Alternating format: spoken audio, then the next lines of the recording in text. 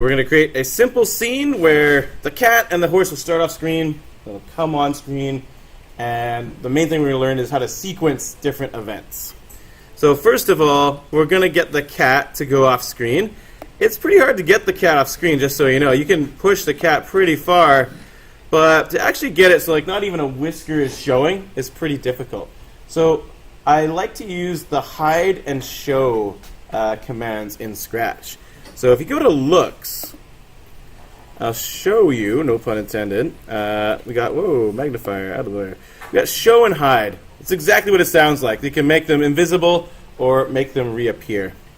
So I'm going to make all of this animation begin with the click of the start flag. So I'm going to bring out the start flag here. And it's going to be really important to make it so that the animation restarts itself, resets itself. This is probably one of the biggest things that you're going to struggle with in this project. If you ever have to manually drag things back to the beginning, beginning positions, then that's probably a sign that you have more work to do towards that goal. So what I'm going to do is I'm going to make it, when I press green flag, I'm going to make the cat always go to that corner. So do you guys remember from last class, what's the way to teleport something? Thanks, Ryan. Go to, yeah, check this go to out. And it's already preloaded with the coordinates. So wherever you move the cat, this block updates, as long as it's over here anyways.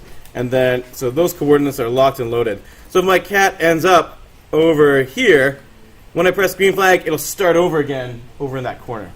I'd also like to hide it, because I don't want you to kind of be watching the animation and see the cat's whiskers sticking out. It kind of spoils the illusion that the cat is coming off screen. So I'm going to put in a hide. So there we go. There's the cat. I'm going to do something very similar for the horse. I'm going to just grab its tail, drag it over here. Can't quite get it over there. But its go-to block is now loaded with the right coordinates. And here's a nice trick for Scratch. Whenever you're doing scripting and you're making scripts that are kind of similar, you can copy them from one sprite to another. Watch this. See this sprite? This script? Probably going to be the same thing in my horse, except just different coordinates, right? So I can just drag and drop it into the horse. If we go to the horse, now that script's over there. And I'll just replace the old go-to with a new go-to. Alright, so now if I press green flag, both the horse and the cat will go to the correct positions and hide. So we shouldn't see anything. There we go. It works so far. Also, notice how I'm doing this step by step, right? I'm not making this elaborate animation, and by the end of class, I finally press the green flag and watch it all happen, because it's not going to go perfectly every time you do it. So you really have to test it one piece at a time. I didn't even make the characters come out yet. I'm pressing green flag lots to see if it's working. So now I want to make it so the cat comes out, and then the horse comes out. So I want the one thing to happen first. So the way I'm going to control sequencing is under the control blocks, there is a wait block. So I'm going to make the cat wait 1 second, but I'll make the horse maybe wait 2 seconds. Or 3 seconds, however long you want, before it does the next thing that's in the script. And then what's the cat going to do? I guess I'll make it glide out to the middle of the screen.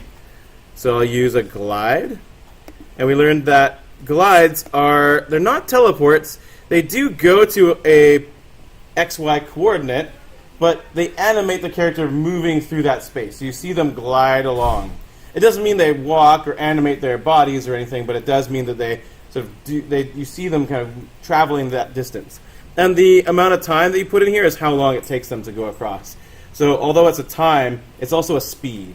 So if you put a smaller time, they'll go faster. If you put a longer time, they'll go slower.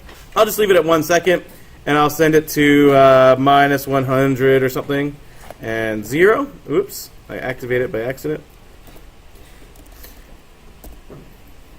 Alright, so now I'll press green flag. I don't have the horse ready to go, but that's okay. I want to test the cat first.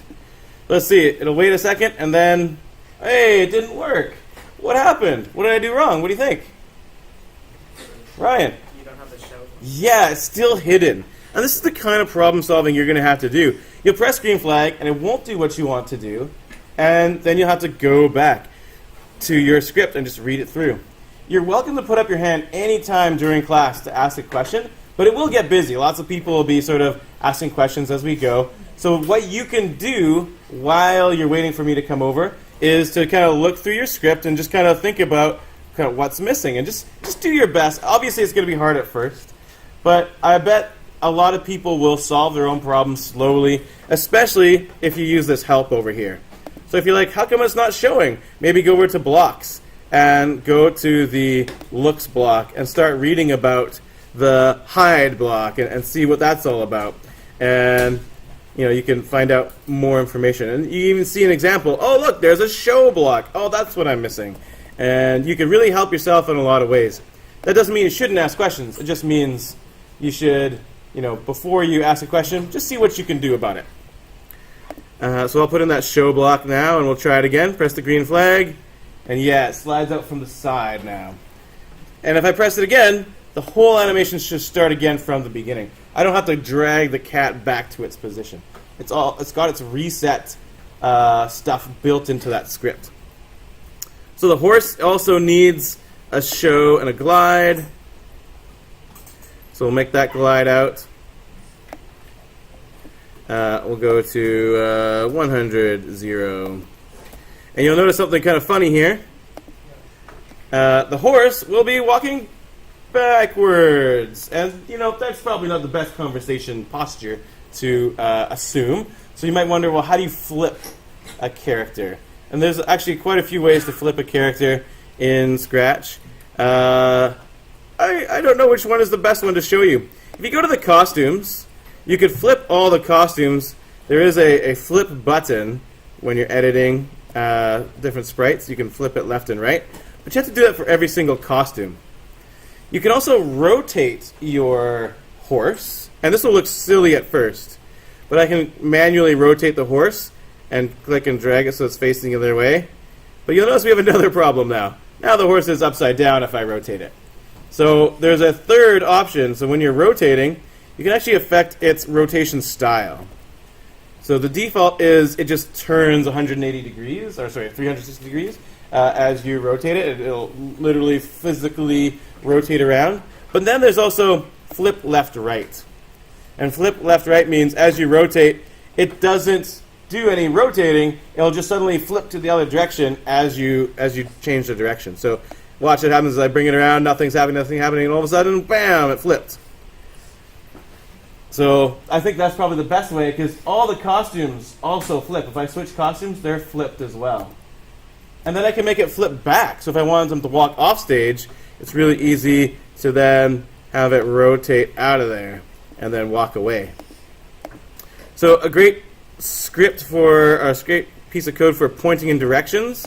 Check this one out. You could tell it to point left or right, and then you can orient it in the correct direction. So for this script, I'll tell it to point to the left. Actually, I should do that probably before I show. So that when the horse comes out, and because it's facing left-right, it'll actually point to the left.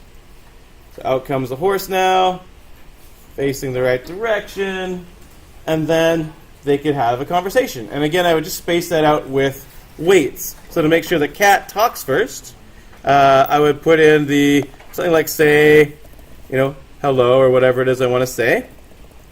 But I want to make sure it does. Oh, I'm in the horse actually. I want to make sure that the horse has already gotten to a standstill.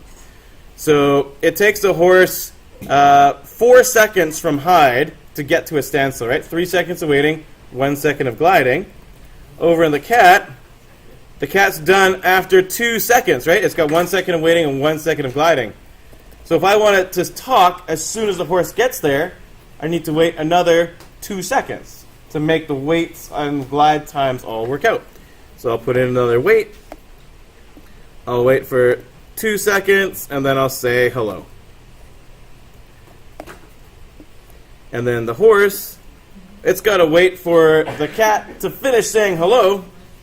So that's another 2 seconds of it waiting. And then it can say hello as well.